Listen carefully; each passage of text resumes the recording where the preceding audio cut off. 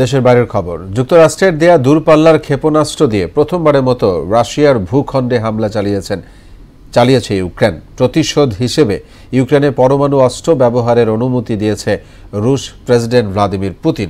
বর্তমান অবস্থায় যুদ্ধ পরিস্থিতি ভয়াবহ পরিণতির দিকে যাচ্ছে বলে মনে করছেন বিশেষজ্ঞরা। ইশতিয়াক হোসেনের ডেস্ক রিপোর্ট। যুদ্ধের শুরু থেকে ইউক্রেনকে সামরিক সহায়তা দিয়ে আসছে যুক্তরাষ্ট্র, তবে এতে দূরপাল্লার ক্ষেপণাস্ত্র ব্যবহারের অনুমতি ছিল না। বাইডেন প্রশাসনের অনুমোদনের পর এবার দূরপাল্লার ক্ষেপণাস্ত্র ব্যবহার করে রুশ ভূখণ্ডে হামলা চালিয়েছে ইউক্রেন। মঙ্গলবার দেশটির পশ্চিমাঞ্চলীয় ব্রায়ানস্ক অঞ্চলে রুশ সামরিক স্থাপনা লক্ষ্য করে অন্তত 6টি মিসাইল ছড়ে ইউক্রেন, যার মধ্যে 5টাই আকাশ প্রতিরক্ষার মাধ্যমে প্রতিহতের দাবি করেছে মস্কো। তবে হতাহত কিংবা ক্ষয়ক্ষতির কোনো তথ্য প্রকাশ করেনি ক্রেমলিন। এই হামলাকে রাশিয়ার বিরুদ্ধে উস্কানি উল্লেখ করে যথাযথ ব্যবস্থা নেওয়ার কথা জানিয়েছেন রুশ পররাষ্ট্রমন্ত্রী সার্গেই ল্যাভরভ।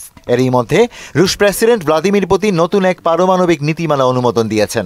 এতে কোনো অপারমাণবিক রাষ্ট্র যদি রাশিয়ার বিরুদ্ধে আক্রমণ চালায় এবং তাতে কোনো পারমাণবিক শক্তিধর দেশের সমর্থন পায়, তবে সেটি যৌথ আক্রমণ হিসেবে বিবেচিত হবে। এদিকে পারমাণবিক যুদ্ধের সম্ভাব্য ঝুঁকি মোকাবেলায় মোবাইল বোমা শেল্টার স্থাপন শুরু করেছে রাশিয়া। এর মাধ্যমে পারমাণবিক বিস্ফোরণের শকওয়েভ, রেডিয়েশনের পাশাপাশি প্রচলিত অস্ত্রের বিস্ফোরণ, ধ্বংসাবশেষ, রাসায়নিক পদার্থ ও আগুনের মতো বিভিন্ন ঝুঁকি থেকে 48 ঘণ্টা পর্যন্ত সুরক্ষিত থাকা সম্ভব।